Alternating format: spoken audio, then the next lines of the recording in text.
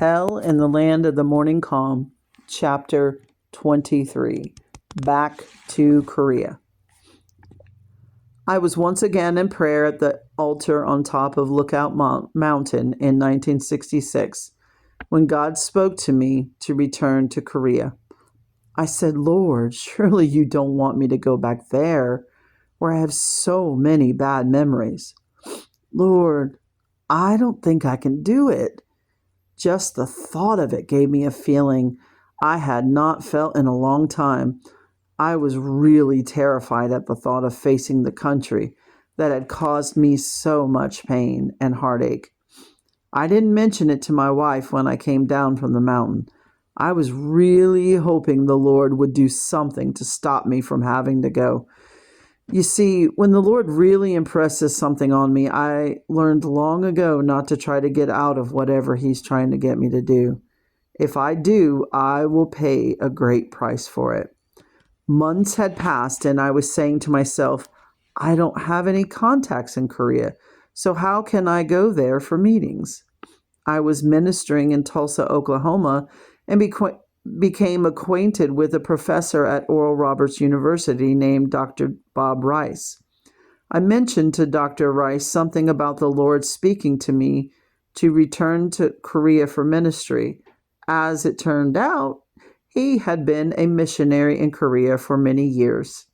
He said, I may be able to arrange for you to speak at the Great Prayer Mountain Conference held by the Korean Presbyterian Church. Some months passed, and I received a message from Dr. Rice that he had indeed arranged for me to minister at that great conference.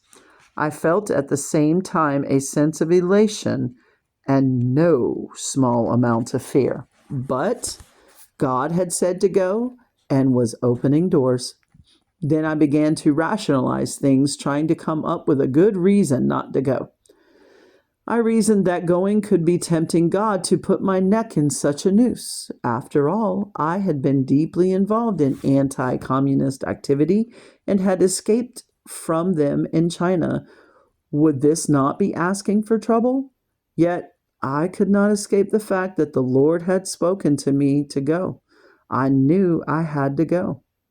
While in prayer one day, a few weeks after Dr. Rice had informed me that the conference on Prayer Mountain was set, the Lord spoke to me again and said, I will take away the memory of the bad experiences and replace them with scenes of victory and joy. This was a tall order. Only the Lord could change the deep-seated feelings I had about the events of the war. The arrangements were made, and I was soon on my way to Korea. Zoni was standing beside me at the airport, holding back tears, not voicing the fear in her mind, not wanting to add to my problem of having to deal with this situation. This trip was different. I knew it, and she knew it. I kissed my wife and daughter goodbye and hugged them a little harder and longer than usual. Then I was on the plane and we went roaring down the runway. My heart was pounding.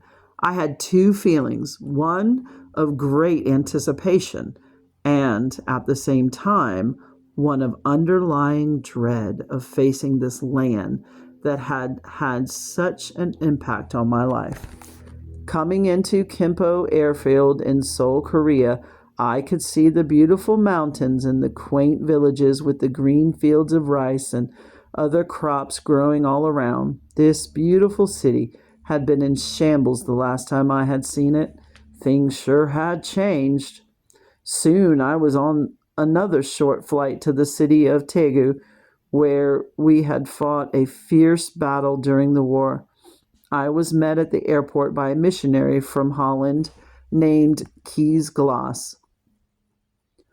What a wonderful family they are, his wife and 3 little boys. Kees and his wife spoke better English than I do. That's not saying much. And they were such a help to me. Kees served as director of my activities while in Korea. He also translated for me in 2 of the meetings. Kees' house was inside a very high wall with sharp glass and barbed wire on top, and there was a very heavy gate at the entrance to the compound. There was a mean dog chained in the front part and another one in the back. All the doors and windows were barred, and every closet, including the dish cupboards, had padlocks on them. This was absolutely necessary to keep everything from being stolen. Even with all these precautions, they caught men in the house at night 3 or 4 times. Their 3 little boys spent almost all their time inside this compound. Yet they were very happy, bubbly little children. Keyes had arranged for me to speak to the workers at a factory and at a home church meeting. At the home meeting, I met a Korean minister by the name of Kim Sun Jung, who worked with Keyes. This young man was to make such a lasting impression on my life. He traveled with me all over South Korea, and we saw some outstanding things happen. Next, we were off to the Prayer Mountain Conference. We drove there in Keyes Land Rover. We unloaded all the blankets and things we would need, then climbed up the steep mountain. It was not long before I realized I was not in anywhere near the physical condition that I had been in the last time I was in Korea. I was puffing like an old-fashioned steam engine when we arrived at the top. We had barely started on the trek up the mountain when I heard the Korean Christians praying on top of the mountain. We arrived at the top and were greeted by some of the officials of the conference. We were then shown to a little one-room house that was to be our quarters. There was no furniture, not even a bed, just a bare clay floor.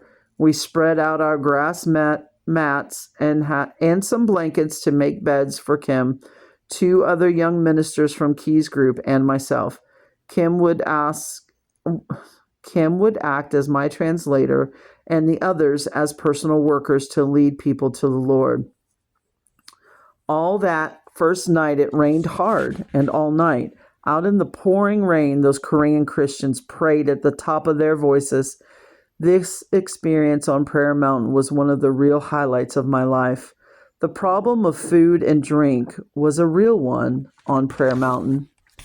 They had not made provision for purified water, and the seaweed and fish head diet really got to me. I was able to eat the food, but I knew that I did not dare drink the water. 4 days without water except what was in the food was really rough. I spoke 3 times a day, and the Lord moved graciously. A lot of people accepted the Lord in those meetings, and I had the opportunity to witness the miracle-working power of God in the modern church. I later received a message from the Presbyterian Church in South Korea stating that they were reconsidering their stand on present-day miracles because of the conference and the small book that I had published in Korean. I had given them 50,000 copies. During the conference, the chief of chaplains of the South Korean Army climbed the mountain to invite me to speak to the soldiers. He told me that if I would extend my stay in Korea, he had permission for me to speak to the entire South Korean Army. I could hardly believe my ears. After the conference had ended, I returned to Keyes Glass House in Daegu. It was good to have plenty of good, clean water to drink and some great meals prepared by Mrs. Glass.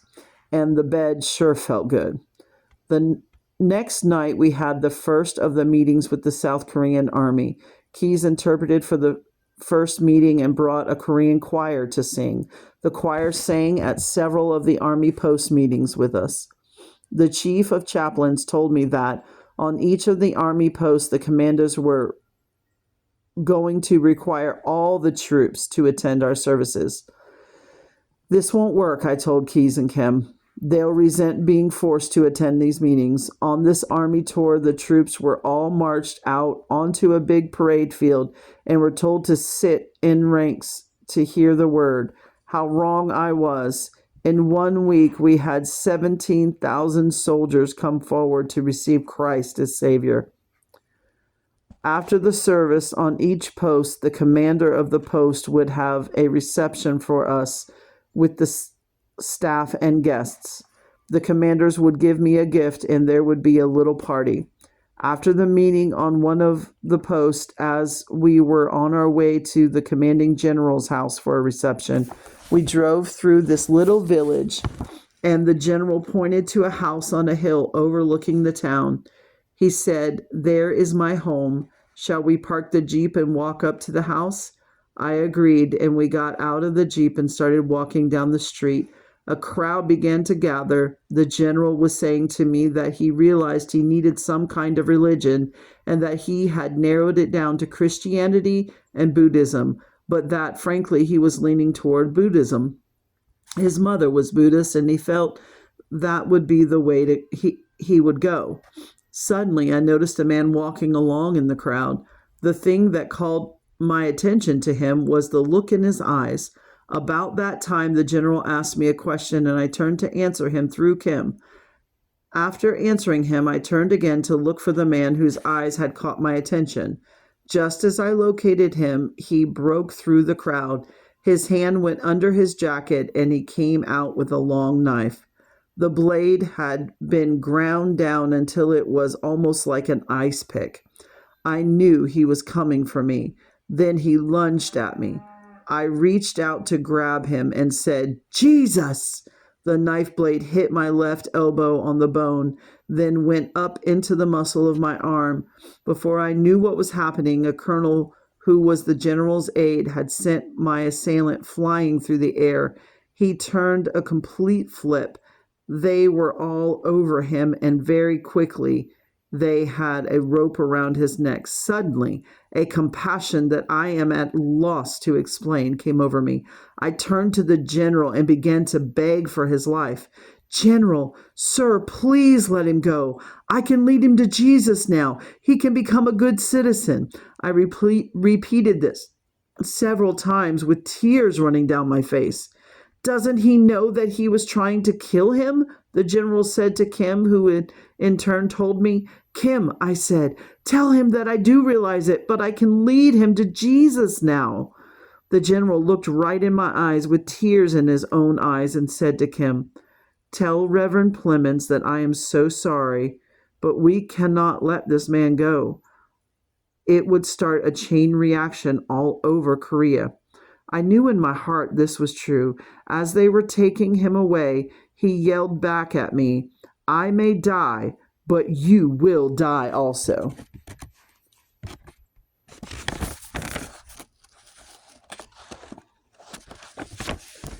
It was only then that we realized he had put out, It was only then that we realized he had put poison on the knife. We were in a remote area where there was no immediate access to a doctor or antidote.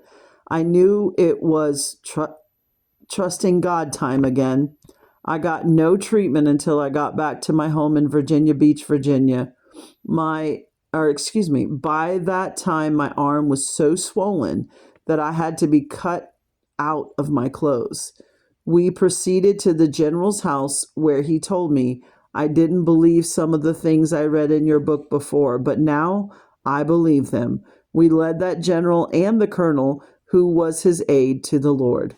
A few months later, a team of North Korean commandos came down to the South Korean capital city to try to assassinate the president of South Korea.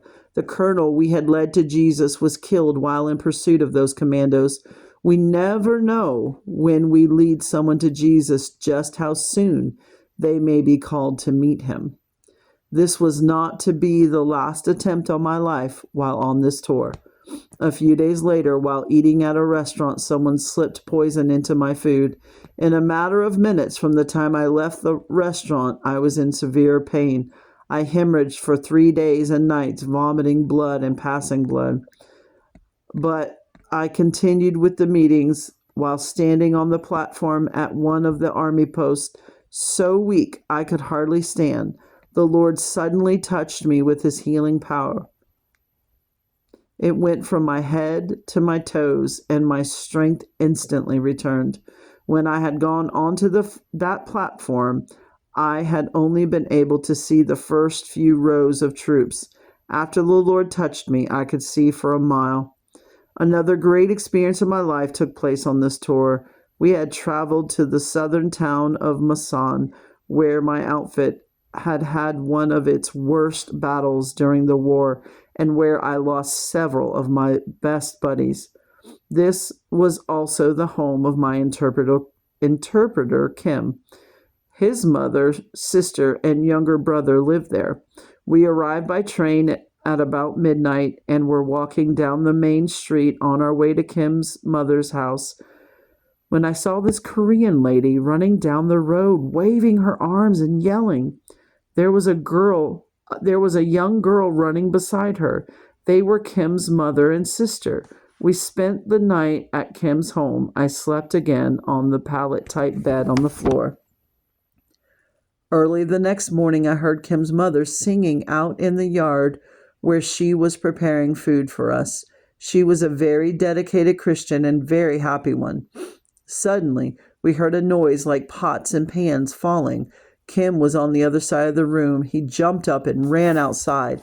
By the time I got my clothes on and got out into the yard, Kim had his mother on his back. She was unconscious and was on the way to the hospital. About 2 hours later, he returned, carrying his mother on his back.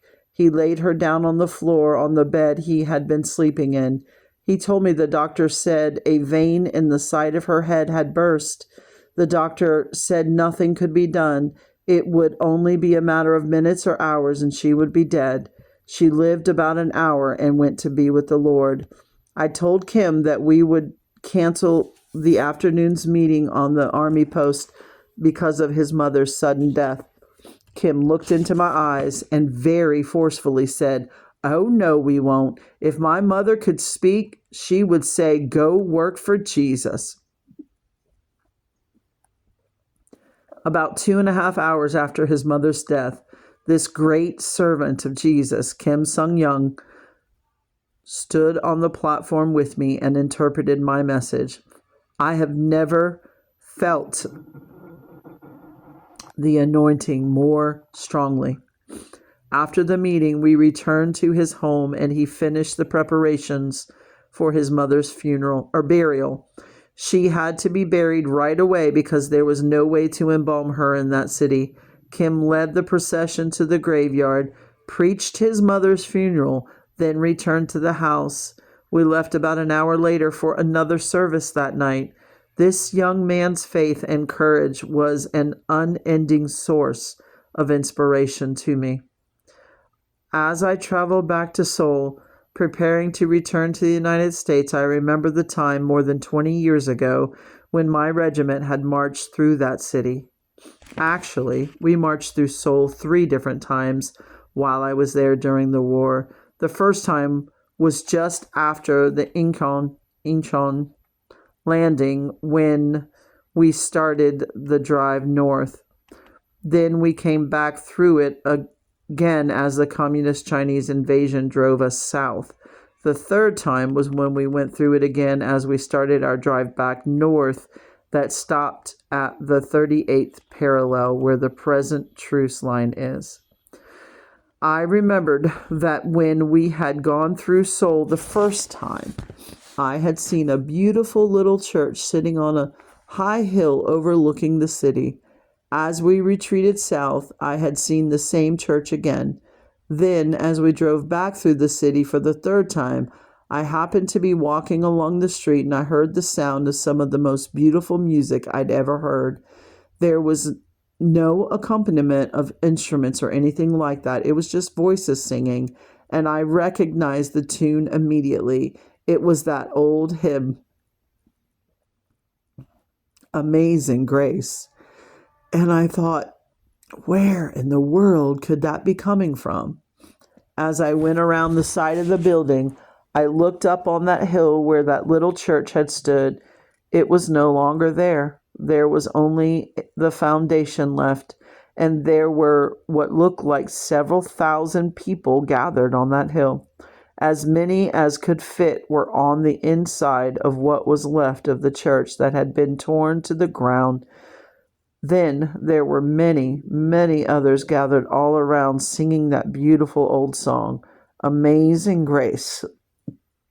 How sweet the sound that saved a wretch like me. I once was lost, but now I'm found, was blind, but now I see. There was a power, just like a magnet, that drew me to the edge of that crowd. And I looked around and saw tears running down the faces of several of the people as, with their heads held high, they sang. The real shock was when I realized that those tears were not tears of sadness, but rather tears of joy. It was obvious from the shine on their faces, that the radiance of their countenance, that they were actually worshiping the Lord. And I thought, isn't that something? That people like this can stand and worship and praise the Lord under these circumstances. I knew many of them were getting ready to leave their homes and would never see them again.